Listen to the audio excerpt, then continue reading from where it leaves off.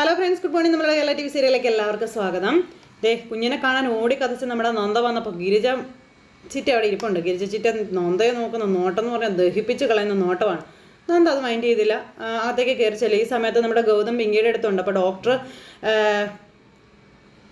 ഗൗതത്തിനോട് കാര്യങ്ങളൊക്കെ പറയാം. കുഞ്ഞിൻ്റെ കണ്ടീഷൻ ഓക്കെയാണ്, എന്തെങ്കിലും ഉണ്ടെങ്കിൽ വിളിച്ചാൽ മതി, കുഞ്ഞ് ഉറങ്ങിക്കോട്ടെ എന്നൊക്കെ പറഞ്ഞ് നമ്മുടെ ഡോക്ടർ അങ്ങ് ഇറങ്ങിപ്പോയി. ഗൗതം ആണെന്നുണ്ടെങ്കിൽ ഭയങ്കര സന്തോഷത്തോടെ അവിടെ അങ്ങനെ നിൽക്കുക കേട്ടോ.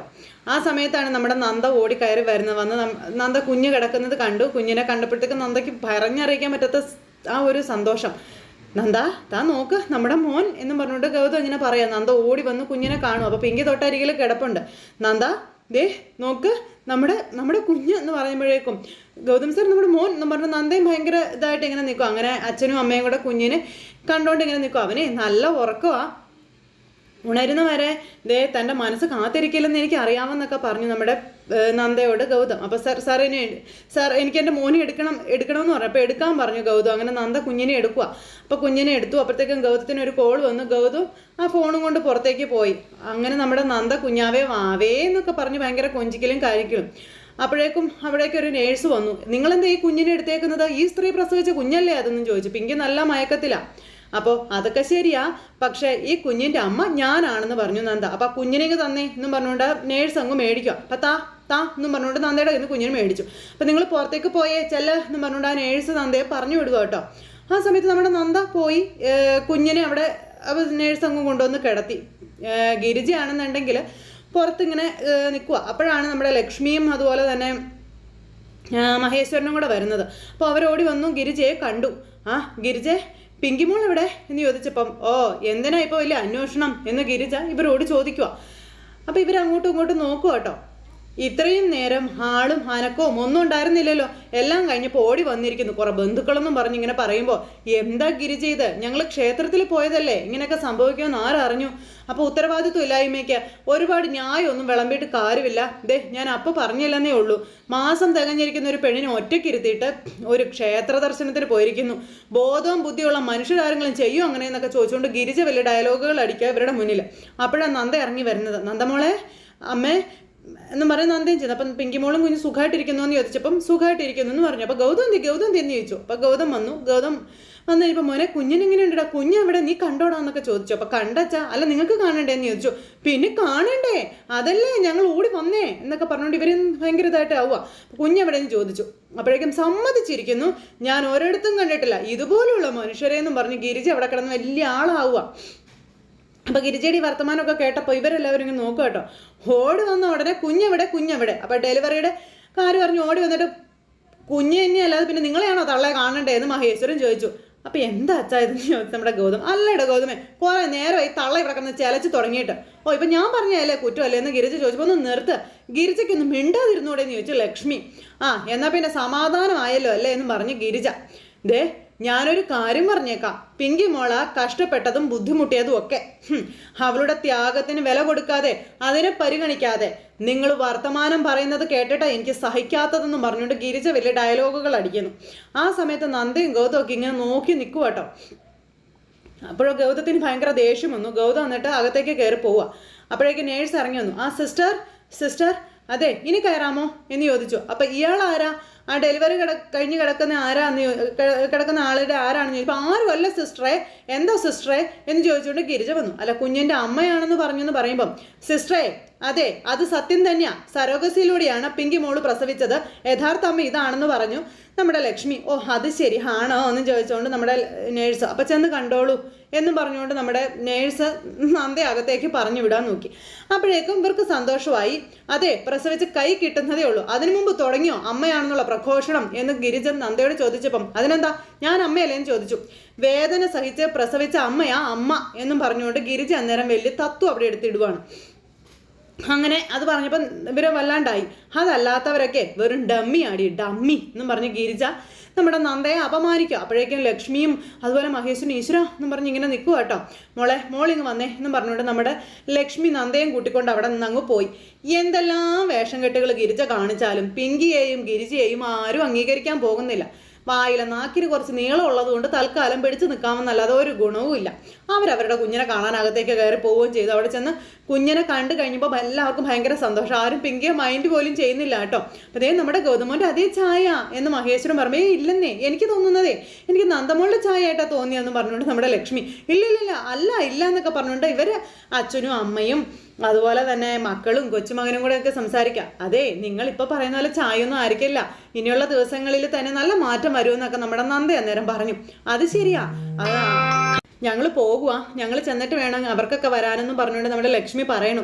ഒരു കാര്യം ചെയ്യും, ഞാൻ ഡ്രോപ്പ് ചെയ്യാമെന്ന് ഗൗതം പറഞ്ഞപ്പോൾ എന്താടാ ഇപ്പോഴോ, നിന്റെ പ്രസൻസ് കൂടുതൽ വേണ്ടത് ഇപ്പോഴാ ഈ കുഞ്ഞിൻ്റെയും ഇവളുടെയും അടുത്തെന്ന് പറഞ്ഞു. അങ്ങനെ അതും പറഞ്ഞു മഹേശ്വരനെ ലക്ഷ്മി അവിടെ നിന്ന് പോകുമ്പോൾ നന്ദയും ഗൗതവും ഇങ്ങനെ അവിടെ നിൽക്കുക. അപ്പോൾ ആ സമയത്ത് മോളെ പിങ്കി മോളെയും കുഞ്ഞിനെയും നോക്കിക്കൊള്ളണം കേട്ടോ എന്ന് നന്ദയോട് പറഞ്ഞു നമ്മുടെ ലക്ഷ്മി. അതും പറഞ്ഞ് അവരങ്ങ് പോയി. അവരങ്ങ് പോയി കഴിഞ്ഞപ്പോൾ ഇവർ രണ്ടുപേരും കുഞ്ഞുമാവയെ നോക്കി വർത്തമാനം പറഞ്ഞുകൊണ്ട് നിൽക്കുക കേട്ടോ.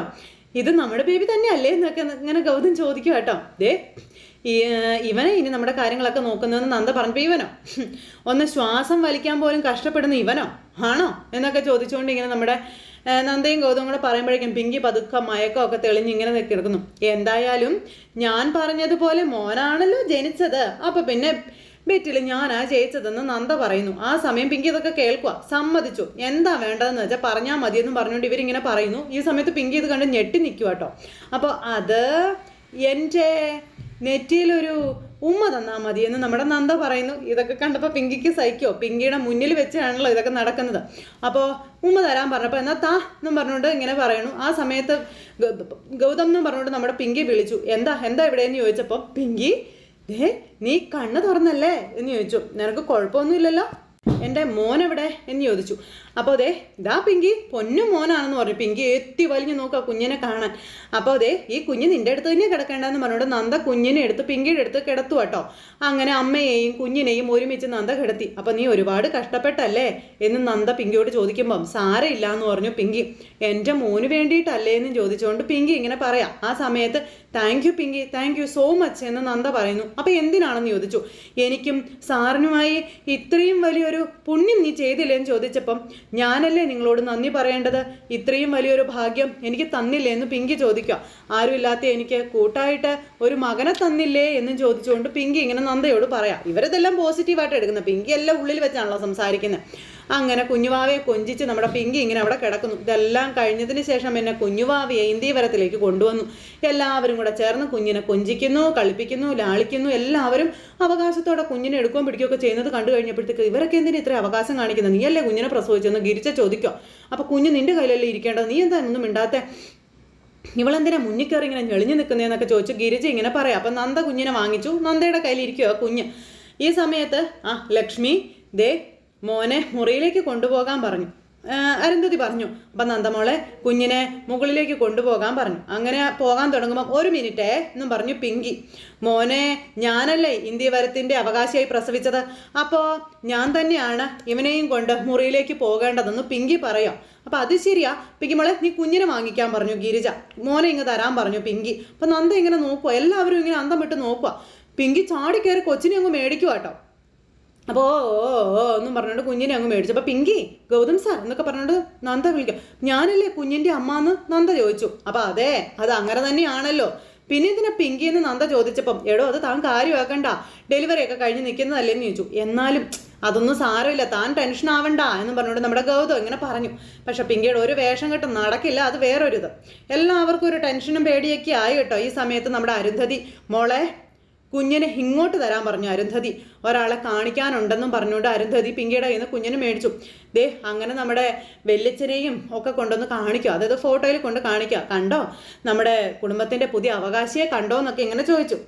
എത്ര കാലമായിട്ട് ഞാൻ പ്രാർത്ഥനകളും വഴിപാടുകളും ഒക്കെ ആയിട്ട് ഇരിക്കുകയായിരുന്നു എന്ന് ചേട്ടൻ അറിയില്ലേ എന്നൊക്കെ ചോദിച്ചു. ഇപ്പോഴാണ് എനിക്കൊരു ഉത്തരം കിട്ടിയതെന്നും പറഞ്ഞ് അരുന്ധതി ഇങ്ങനെ പറയണു. പിങ്കിക്ക് ഒരവകാശവും നമ്മുടെ അരുന്ധതി കൊടുക്കുന്നില്ല. ഈ കുഞ്ഞിനെ അനുഗ്രഹിക്കണമെന്നും പറഞ്ഞുകൊണ്ട് ചേട്ടൻ്റെ മുന്നിൽ ഇങ്ങനെ കാണിക്കുക. അതിന് ശേഷം നമ്മുടെ അരുന്ധതി കുഞ്ഞുവാവയും കൊണ്ട് ഇങ്ങനെ നിൽക്കുമ്പോഴത്തേക്ക് നന്ദ വന്ന് കുഞ്ഞിനെ പിടിക്കാൻ നോക്കി. പെട്ടെന്ന് തന്നെ പിങ്കി കുഞ്ഞിനെ ഇങ്ങോട്ട് തരാൻ പറഞ്ഞു. പിങ്കി കുഞ്ഞിനെ മേടിക്കുക. അപ്പം നന്ദ വെറുതെ ഒരു കൂത്തി എന്നുള്ള രീതിയിലായിപ്പോയി. അപ്പം ഗൗതത്തിന് അത് വ്യക്തമായി മനസ്സിലായി. അതുപോലെ തന്നെ മഹേശ്വരനും നമ്മുടെ ലക്ഷ്മിക്കും അത് മനസ്സിലായി. എല്ലാവരും ഇങ്ങനെ നോക്കി നിൽക്കുക. പക്ഷെ നന്ദ മാക്സിമം ഇതുമായിട്ട് അഡ്ജസ്റ്റബിൾ ആകാൻ ശ്രമിക്കുന്നുണ്ട്. അപ്പോൾ എനിക്ക് സന്തോഷം അടക്കാൻ പറ്റുന്നില്ല, എനിക്ക് എന്താ പറയേണ്ടതെന്ന് അറിയില്ല എന്നൊക്കെ പറഞ്ഞ് നമ്മുടെ നന്ദ ഇങ്ങനെ ഭയങ്കര ഹാപ്പി ആയിട്ട് ഇങ്ങനെ നിൽക്കുക കേട്ടോ. അങ്ങനെ നന്ദ ആ ഒരു വല്ലാത്തൊരു ഇതിലിങ്ങനെ നിൽക്കുന്ന ഈ ഒരു സമയത്ത് ഈ പിങ്കിയുടെ ചിറ്റയും കൂടെ ചേർന്ന് കുഞ്ഞിൻ്റെ അവകാശം മൊത്തത്തോടെ അങ്ങ് വിഴുങ്ങാനായിട്ടുള്ള ശ്രമമാണ് നടത്തുന്നത്. ഇതെല്ലാം കഴിഞ്ഞതിന് ശേഷം പിന്നെ നന്ദയും ഗൗതവും കൂടെ മുറിയിൽ കുഞ്ഞിൻ്റെ കളിപ്പാട്ടങ്ങളൊക്കെ വെച്ച് ഇങ്ങനെ നിൽക്കുക. ദേ നമ്മൾ രണ്ടുപേരും കൂടെ ചേർന്നതല്ല ഇനി നമ്മളുടെ കുടുംബം, ഇനി മുതൽ മൂന്നാമതൊരാൾ കൂടി നമ്മുടെ ജീവിതത്തിൽ ഉണ്ടെന്നൊക്കെ പറഞ്ഞ് ഗൗതവും നന്ദയും കൂടെ ഇങ്ങനെ മുറിയിൽ ഇരുന്ന് ഇങ്ങനെ കുഞ്ഞുവാവയെ പറ്റി സംസാരിക്കുക. അപ്പോൾ ഗൗതം സാർ ഓരോ തവണയും നമ്മുടെ മോനെന്ന് പറയുമ്പോൾ എനിക്ക് തോന്നുകയാണ് ഈ ലോകത്തിലെ ഏറ്റവും സുന്ദരമായിട്ടുള്ള വാക്ക് അതാണെന്ന്, നമ്മുടെ മോൻ എന്നുള്ളത് എന്ന് പറഞ്ഞു കേട്ടപ്പോൾ അത് തന്നെയാണോ സത്യമെന്ന് ഗൗതം പറയണം. രണ്ട് മനുഷ്യർ ചേർന്ന് ഒരു കുടുംബം ഉണ്ടാകുന്നത് എന്തിനാണെന്ന് ഗൗതം ചോദിക്കാം. ഇങ്ങനെ ബുദ്ധിമുട്ടുകളൊക്കെ സഹിച്ച് കുടുംബജീവിതം മുന്നോട്ട് കൊണ്ടുപോകുന്നതേ എന്തിനാ? കുഞ്ഞുങ്ങൾക്ക് വേണ്ടിയല്ലേ എന്ന് ചോദിച്ചു. അവരെ ജനിപ്പിക്കാൻ, വളർത്താൻ, അതുപോലെ എടോ അതൊക്കെ ഒരു വലിയ ഭാഗ്യം തന്നെയല്ലേ എന്നൊക്കെ ചോദിക്കുക. ആ ഭാഗ്യം കിട്ടിയ മനുഷ്യരുടെ എണ്ണം അറ്റാത്ത ഒരാളിൽ ഒരാളായില്ലേ ഞാനും സാറും എന്നൊക്കെ ഇങ്ങനെ ചോദിച്ചു. എടോ നമ്മളും പേരൻസായി എന്നിങ്ങനെ നമ്മുടെ ഗൗതം പറയാൻ നന്ദയോട്. അങ്ങനെ അവർ രണ്ടുപേരും കുഞ്ഞുവാവയെ പറ്റിയൊക്കെ സംസാരിച്ചുകൊണ്ടിരിക്കുന്നു. പിന്നെ കുഞ്ഞുവാവയ്ക്ക് പേരിടുന്ന കാര്യങ്ങളൊക്കെ അങ്ങോട്ടും ഇങ്ങോട്ടും പറഞ്ഞുകൊണ്ടിരിക്കുന്നു. അപ്പോൾ ഓരോരോ പേരുകളൊക്കെ ഇവരിരുന്ന് പറയുന്നു. അപ്പം നമുക്ക് മുത്തേന്ന് വിളിച്ചാലോ? അപ്പം 100 പെൺകുട്ടികളുണ്ടായാൽ അതിൽ 50 പേരുടെയും പേര് മുത്തുന്നു തന്നെയായിരിക്കുമെന്നും നമ്മുടേതൊരു മോനാണെന്ന് നന്ദ അന്നേരം പറഞ്ഞു. അങ്ങനെയൊക്കെ പറഞ്ഞ കുട്ടികളുടെ വിളിപ്പേരൊക്കെ ഇങ്ങനെയൊക്കെ തന്നെ ഉണ്ടാവുന്നതെന്ന് നന്ദയോട് ഗൗതം പറഞ്ഞപ്പോൾ അങ്ങനെ എല്ലാവർക്കും ഉള്ളതുപോലെ ഒരു വിളിപ്പേരല്ല. എത്ര നാൾ കൂടി കാത്തിരുന്ന് കിട്ടിയ കുഞ്ഞാ, അവൻ്റെ വിളിപ്പേരിന് പോലും ഒരു ഭംഗിയൊക്കെ ഉണ്ടാവണമെന്ന് നന്ദ പറഞ്ഞു. എങ്കിലേ താൻ തന്നെ പറയാൻ പറഞ്ഞു. എന്തിപ്പോൾ പേരിപ്പോൾ കണ്ടുപിടിക്കാമെന്ന് പറഞ്ഞിട്ട് നമ്മുടെ നന്ദ ഇങ്ങനെ ആലോചന തുടങ്ങി. നമുക്ക് അച്ചു എന്ന് വിളിച്ചാലോ എന്ന് ചോദിച്ചപ്പോൾ അച്ചുവോ എന്താ അച്ചപ്പത്തിൻ്റെ ചുരുക്കപ്പേരാണെന്ന് ചോദിച്ചു.